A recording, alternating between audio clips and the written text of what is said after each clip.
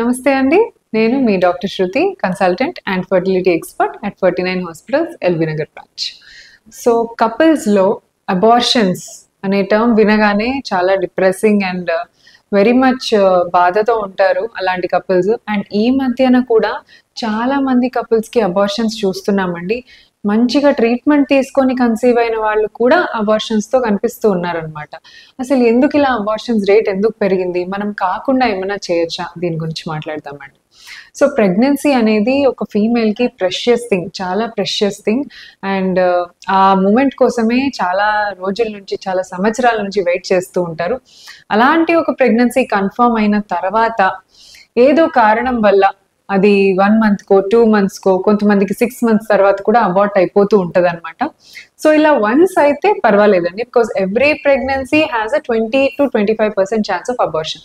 ప్రతి ప్రెగ్నెన్సీకి ఒక 20% abortion chance ఉంటదనమాట. అలా కాకుండా 2 సార్లు, 3 సార్లు నేను నా దగ్గరకు వచ్చిన పేషెంట్స్‌లో ఒకళ్ళకి 7 టైమ్స్ అబార్షన్ అయిందండి. సో ఇలాంటి కపుల్స్ కూడా ఉన్నారు.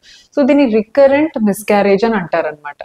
సో డెఫినిషన్ ప్రకారం మోర్ దెన్ 2 అబార్షన్స్ అయితే మనం రికరెంట్ ప్రెగ్నెన్సీ లాస్ కింద వీళ్ళని క్లాసిఫై చేయొచ్చు. సో ఎందుకు అవుతుంది అని మనం వీళ్ళని ఇన్వెస్టిగేట్ చేయడం స్టార్ట్ చేయాలి. సో మళ్ళీ థర్డ్ ప్రెగ్నెన్సీ మనం ఇవ్వటం కాకుండా ఒక థర్డ్ మిస్క్యారేజ్ ఇవ్వకుండా చూసుకోవాలి.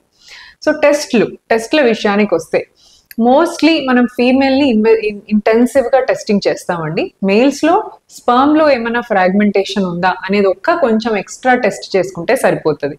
బట్ ఫీమేల్స్కి వచ్చేసరికి షుగర్ ఉందా, లేదా ఏదైనా జెనెటిక్ ప్రాబ్లమ్స్ ఉన్నాయని క్యారియోటైపింగ్ అని చేస్తాము. తర్వాత థైరాయిడ్ ఎక్కువ తక్కువ ఉన్న అబార్షన్స్ కావచ్చు. ప్రొలాక్టిన్ అనే హార్మోన్ ఎక్కువ తక్కువ ఉన్నా కూడా అబార్షన్ కావచ్చు. అండ్ ఇంకొంతమందికి బేబీ మంచిగా పెరుగుతుంది, తర్వాత సడన్ గా హార్ట్ బీట్ ఆగిపోతూ ఉంటది అనమాట. సో ఇది ఎందుకు అవుతుంది ఇలా అంటే బేబీకి బ్లడ్ సప్లై తగ్గి స్టాప్ అయిపోతూ ఉంటుంది. సో బ్లడ్ సప్లైలో, గర్భసంచిలో బ్లడ్ సప్లై ప్రాబ్లం ఏమైనా ఉందా, బేబీ సరిగా తీసుకోగలుగుతోందా? జనరలీ మనం ఎలా క్లాసిఫై చేస్తామంటే ఐదర్ బేబీ వల్ల అబార్ట్ అవ్వచ్చు, గర్భసంచి వల్ల అబార్ట్ అవ్వచ్చు. రెండే కారణాలు.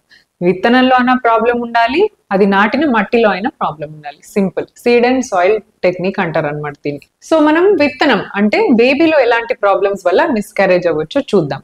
సో బేబీలో genetic problems most common cause. Genetic problems అనేవి మనకు ప్రెగ్నెన్సీ ప్లాన్ చేసేటప్పుడు ఎప్పుడు అర్థం కాదండి. వన్స్ మిస్క్యారేజ్ అయిన తర్వాతనే మన బేబీకి జెనెటిక్ ప్రాబ్లం ఉందా అని రెట్రోస్పెక్టివ్ గా అర్థం చేసుకోగలుగుతాం అనమాట. So first thing genetics.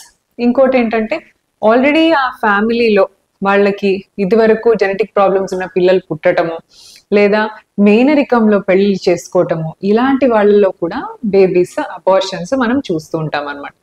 So ఇది బేబీ కండిషన్. అండ్ ఇప్పుడు మదర్ అంటే గర్భాశయం కండిషన్స్ మాట్లాడుకున్నట్టయితే గర్భసంచిలో నేను ఇందాక చెప్పిన హార్మోన్స్ ఇవన్నీ ప్రాబ్లమ్స్ తో పాటు గర్భసంచిలో కూడా పాలిప్స్ ఉన్నా, ఫైబ్రాయిడ్స్ ఉన్నా, లేదా గర్భసంచిలో ఒక పొర సెప్టమ్ అడ్డంగా ఉన్నా, గర్భసంచి రెండుగా విడిపోయి, ఇప్పుడు నార్మల్గా ఒక గర్భసంచి ఉండాలి అమ్మాయికి, కానీ గర్భసంచి స్ప్లిట్ అయ్యి కొంతమంది రెండుగా ఉంటది అనమాట. సో దీన్ని బైకార్నుయేట్ యూట్రస్ అంటారు. ఇలాంటి యూట్రస్ ఉన్నా, యూనికార్నుయేట్ యూట్రస్ అంటే గర్భసంచికి 2 ట్యూబ్స్ ఉండకుండా ఒకే ట్యూబ్ ఉంటది అనమాట. So unicornuate uterus. ఇలాంటి ఎనీ యూట్రైన్ మాల్ఫార్మేషన్స్ లో కూడా మిస్క్యారేజ్ రేట్ చాలా హై ఉంటది. అండ్ కపుల్ మనం టెస్ట్ చేసినప్పుడు అన్ని నార్మల్ వచ్చి వాళ్ళ పేరెంట్స్ కి షుగర్ ఉండొచ్చు. ఒక్కొక్కసారి కపుల్ వాళ్ళ మదర్ ఫాదర్ అంటే వైఫ్ వాళ్ళ మదర్ ఫాదర్ కి షుగర్ అన్కంట్రోల్డ్ ఉన్నా కూడా వీళ్ళకి అన్డిటెక్టెడ్ గా అంటే మనకు టెస్ట్ లో కనిపించకుండా ఎక్కడో వాళ్ళకి షుగర్ స్టార్ట్ అయ్యే ఛాన్సెస్ ఉంటాయి. దీనివల్ల కూడా అబార్షన్ రిస్క్ ఉంటుంది. సో ఈ టెస్ట్ లో కంపల్సరీగా మనం చేసుకోవాలి. అండ్ గర్భసంచి మీద డౌట్ ఉన్నట్టయితే హిస్ట్రోస్కోపీ అని ప్రొసీజర్ ఉంటుంది. సో స్కాన్ లో కొన్ని కనిపించవు అనమాట, ఎందుకు మిస్క్యారేజ్ అవుతుందో అర్థం కాదు. ఇలాంటి వాళ్ళకి హిస్ట్రోస్కోపీ అని మనం సజెస్ట్ చేస్తాం. హిస్ట్రోస్కోపీ అంటే గర్భాశయం లోపల కెమెరా పెట్టి గర్భసంచి మొత్తం మనం చెక్ చేస్తాం. అదే సిట్టింగ్ లో ఏదైనా ప్రాబ్లం కనిపిస్తే కూడా మనం సాల్వ్ చేసుకోవచ్చు. సో దీన్ని హిస్ట్రోస్కోపిక్ ప్రొసీజర్ అంటారు.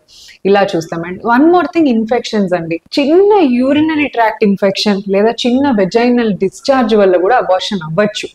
సో ఈ డిశ్చార్జ్ ని మనము నెగ్లెక్ట్ చేయకుండా ఎందువల్ల డిశ్చార్జ్ వస్తుంది, ఎందువల్ల యూరినరీ ఇన్ఫెక్షన్ వస్తుంది, ఈ ఇన్ఫెక్షన్స్ కింది నుంచి అసెండింగ్ యూట్రస్ దాకా వెళ్ళి బేబీని కూడా అఫెక్ట్ చేయొచ్చు అనమాట. సో ఇన్ఫెక్షన్స్ ఉన్నా కూడా కంప్లీట్ యాంటీబయాటిక్ కోర్స్ తీసుకొని ట్రీట్మెంట్ తీసుకోవాలి. అండ్ కొన్ని బ్లడ్ బ్లడ్ లో బ్లడ్ సప్లై లేకపోయినా, ఆటో ఇమ్యూనిటీ అంటే బాడీలో బేబీ రిజెక్ట్ అవుతుందా, ఇలాంటివి టెస్ట్ చేసుకోవడానికి కూడా మనకి యాప్లా టెస్టింగ్ అని ఇవన్నీ ఉంటాయి అనమాట. సో ఈ కొన్ని set of test, thrombophilia testing, blood మంచిగా వెళ్తుందా లేదా, ఇవన్నీ అవసరమైన వాళ్ళకి చేస్తాం అనమాట. సో మీకు ఏ రీజన్ వల్ల అబార్షన్ అవుతుందో మనం ఈ సెట్ ఆఫ్ టెస్ట్ లో కనుక్కున్నాక నెక్స్ట్ టైం ఇది అవ్వకుండా దానికి తగిన మెడిసిన్ పెట్టి అప్పుడే ప్రెగ్నెన్సీని ప్లాన్ చేసుకోవాలి. రికరెంట్ అబార్షన్స్ ఉన్నా కూడా భయపడకండి. We have a set of test ఎలా ఇన్వెస్టిగేట్ చేయాలి అని ఒక ప్రాపర్ ప్రోటోకాల్ ఉంది 49 లో. We are following that and miscarriage rate కూడా చాలా తగ్గింది. సో ఇలాంటి ప్రాబ్లం ఫేస్ చేస్తున్న వాళ్ళు కూడా భయపడకుండా వచ్చి ట్రీట్మెంట్ తీసుకోండి. Thank you.